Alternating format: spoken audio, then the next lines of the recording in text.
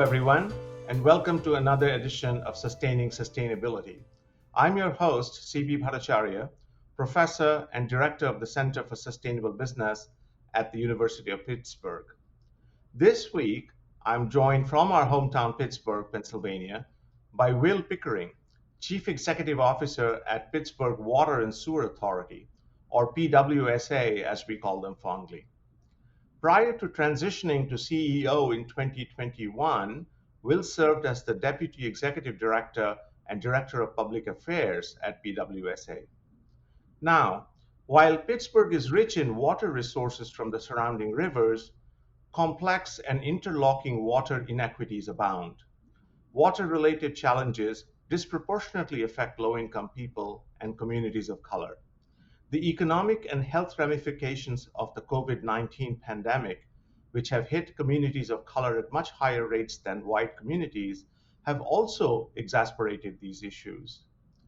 As a public utility, PWSA is responsible for serving as a mindful steward of our water system and continuing to provide essential and dependable water services now and for generations to come. Right now, they're making decisions that will impact Pittsburgh for the next 100 years. With over 350 employees across all of its locations, PWSA produces an average of 66 million gallons of water per day and serves approximately 300,000 customers, including me, with an annual budget of about 300 million. Will, welcome to the show. Oh, it's an honor to be with you today, CB. So, Will, how has it been to transition leadership roles during the pandemic that is being promoted from Deputy Executive Director to CEO? That's a great question. It feels like it was ages ago, but just over 2 years ago that I was given this awesome responsibility that I was humbled to take on to lead the organization after joining it in late 2016 at a time, for those of your listeners in Pittsburgh may recall, where we were really in the throes of a crisis of confidence with our drinking water here in Pittsburgh. And kind of coming up through the public affairs and government affairs roles to the deputy executive director role, where obviously the responsibilities spanned much larger areas of the business. And then to get that honor of leading the organization in June of 2020, after spending most of the time as deputy executive director, just trying to navigate our initial response to the pandemic. It has been a blur. Again, it's been an honor, and I have learned a tremendous amount about leadership through on-the-job training and through experimentation like we all as leaders were going through during the pandemic. So it's been a wild ride, but I'm really proud of what our team has been able to accomplish over the last couple of years. What has been one or two top leadership lessons that you have learned that you could share with us? Sure. I think, one of the areas that we tried to focus on in our, internal communication efforts, especially early on in the pandemic, was reframing how those who work at PWSA think about what they're doing. And CB, in your opening, you mentioned the fact that we are environmental stewards. And I think the COVID-19 pandemic also raised to the attention that weren't just looking out for the environment, but we're also playing a critical role in public health. Early on, there was concern that drinking water may be a vector for COVID-19. There were so many unknowns, and the continued supply of clean and safe drinking water to our critical facilities like hospitals here in Pittsburgh, which are such a huge part of our community, as well as all of the residential customers who are now at home, making sure that we did our job to preserve that public health so people could wash their hands, flush their toilets, things that we often take for granted. We've tried to use that as an opportunity to invigorate our staff who had to continue to work, especially our folks out in the field and at our treatment facilities. They had to work through the pandemic, so explaining to them that there was a lot of focus on essential workers in this country, and they were, in my opinion, at the top of the list. So I'm hoping that we can continue that message as we now are hopefully in the waning days of the pandemic, that our employees can feel that greater responsibility, that greater sense of being stewards for our communities. They don't just work at the water department, right, CB? They're taking on much more there. The other is being a compassionate and empathetic leader at a time when so many of us are going through a level of strain that they may have never experienced in their lifetime. And they're bringing those experiences with them to work. And we have a mission, we have a responsibility each and every day, but being compassionate and empathetic in how we interact with our employees to make sure that they're taking care of themselves in addition to fulfilling their roles within PWSA. Very, very good to hear that. So now, how has the leadership team at PWSA rallied the workforce during the so-called Great Reshuffle slash resignation? I'm afraid of jinxing things at every turn, but we have been very fortunate. We have not seen a tremendous amount of turnover during the pandemic. I would like to attribute that to the fact that they see the value in the nature of the work that we're performing through the way that we have been trying to, express that larger obligation that we have to our customers. So we're an attractive workforce in terms of we are now able to pay our employees at a rate that is competitive with a lot of other comparable industries here in Pittsburgh. But we also are again trying to be flexible. And I think we are one of the organizations that maybe a little bit of an outlier in the way that we addressed COVID-19. We were early on very committed to erring on the side of caution. And I think our employees identified with that. They appreciated it. When many organizations, we had plans to return to the office, and when the data indicated that maybe it wasn't a bad idea, we followed that data and followed the lead of public health experts. And our employees saw that, and so I think we were able to retain some talent. And we're in the position now where we're hoping that the great resignation, as people come back to the workforce, they might consider PWSA as an option, because we are hiring. You mentioned 350 employees. We're actually at over 400 now. So we are growing and we're looking to leverage the job market to our advantage. And part of that is, speaking publicly about the good work that we're doing now and will be up to for the next 10 years or so. So the way you responded to both questions so far, it sounds like what you're trying to do is to dig into some deeper sense of purpose that you feel that PWSA has. What would you say PWSA's purpose really is, and how has that evolved over time? Sure. So, one of our recent projects is looking at our strategic planning and creating a mission and vision statement.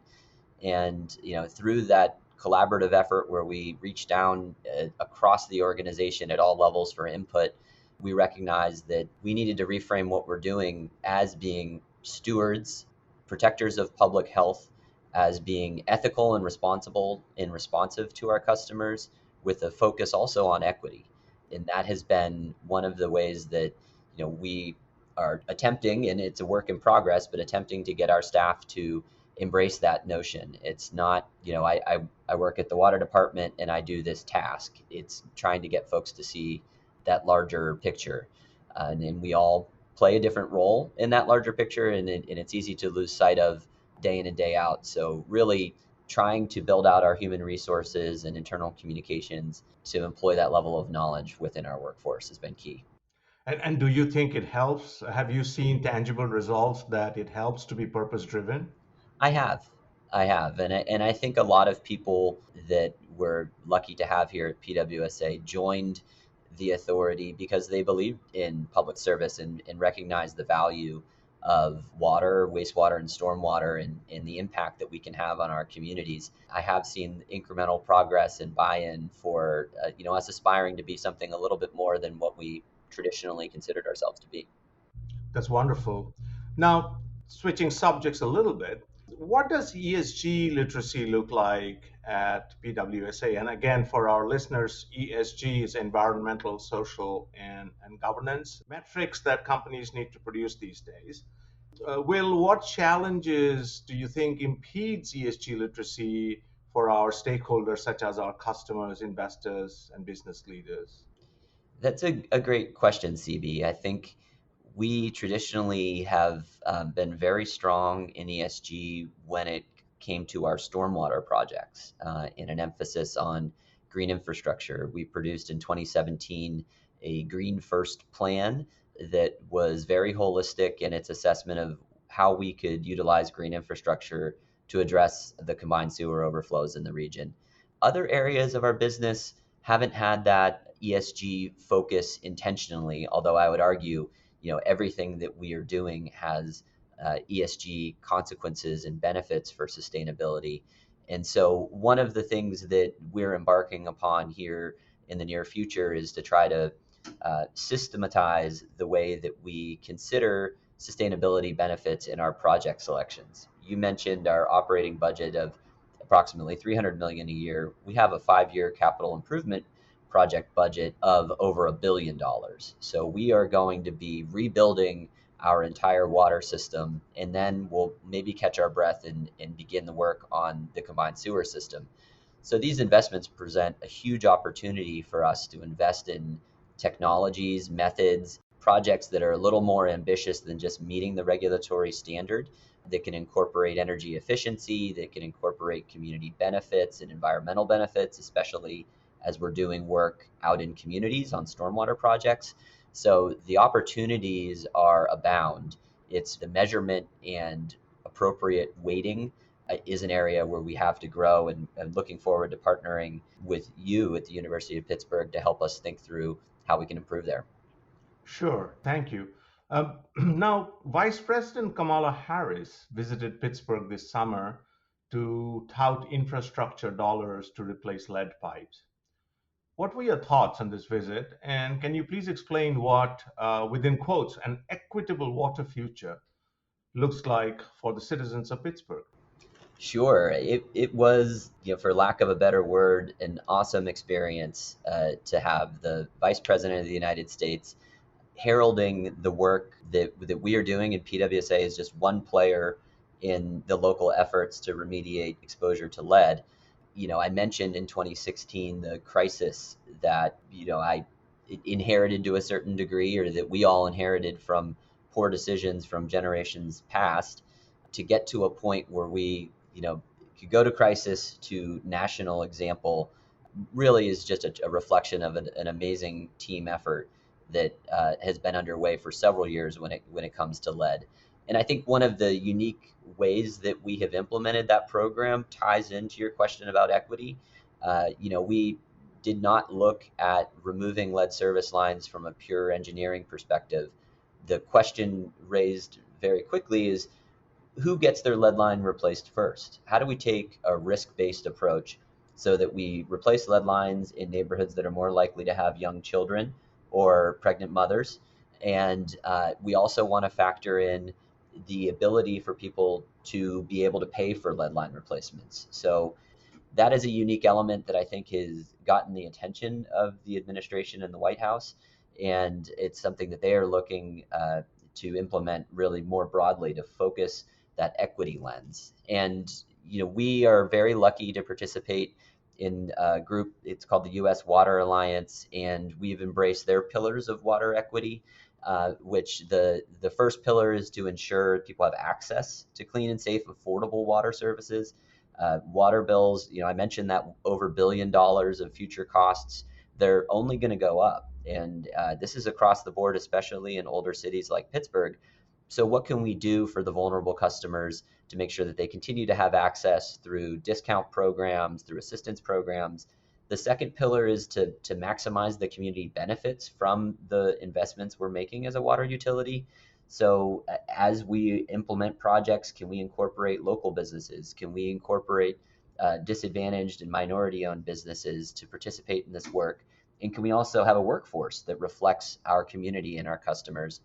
And then the third pillar is fostering a community resilience in the face of a changing climate. And this really speaks to our work on the combined sewer and stormwater end of our utility, making sure that when we're making these generational investments, we're factoring in climate change. It's a fact that we see across the board with some of the very intense wet weather events that can be very damaging in a city like Pittsburgh with our topography and streams and rivers. So making sure that we are planning for climate change as we develop our programs is that third pillar.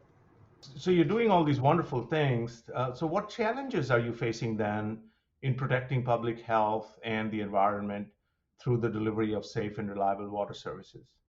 I think affordability is going to be a challenge. And it's one of the reasons why we're so excited about the federal infrastructure dollars to begin to funnel to utilities like PWSA, is that the more grant dollars we get or low interest loans, that's less we're going to have to ask from our customers. So we were really lucky to inherit a system that was very well designed by engineers 100 years ago.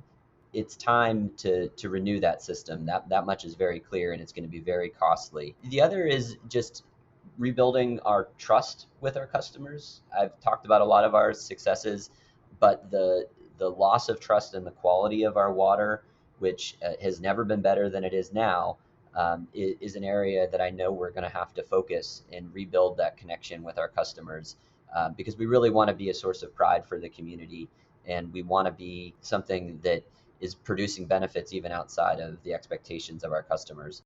In this economic environment with supply chain, with inflation, building these projects is in all likelihood going to be more difficult than we imagined it would be 5 years ago. So that 1.3 billion we estimated in the capital plan, maybe in supplies and inflation, that maybe it's 30% higher. So working through those challenges to make sure that we're actually delivering the infrastructure improvements that we've committed to do is going to be a third primary challenge. Well, all the best in going, and we are going to monitor your progress kind of going forward. Fascinating conversation, but we are very short on time. So, Will, what call to action would you make to our listeners? I would ask listeners to just take an interest in where their drinking water comes from, where it goes after they use it. Reach out. You can work with us to schedule a tour of one of our facilities. But I think just asking those basic questions, and wherever you live, to gain that understanding, you'll have an appreciation. So much of our infrastructure is underground and really not evident until something breaks. So you can spend 5 minutes on your local utilities website and learn what they're up to, who is running it, and just become a little more empowered on how your water is provided to you. I think that benefits everyone, CB. Will, thank you for spending some of your precious time with us today. It was a pleasure. And before I sign off, I do want to say this podcast is made possible with the help of my colleagues Chris Gassman, who is Senior Associate Director at the Center for Sustainable Business, Kristen P. Ahern, Center Program Manager, and Gabby Pogel, a Digital Marketing Specialist with the Center. I am your host, CB Bhattacharya, and I hope to see you in a couple of weeks for another edition of Sustaining Sustainability.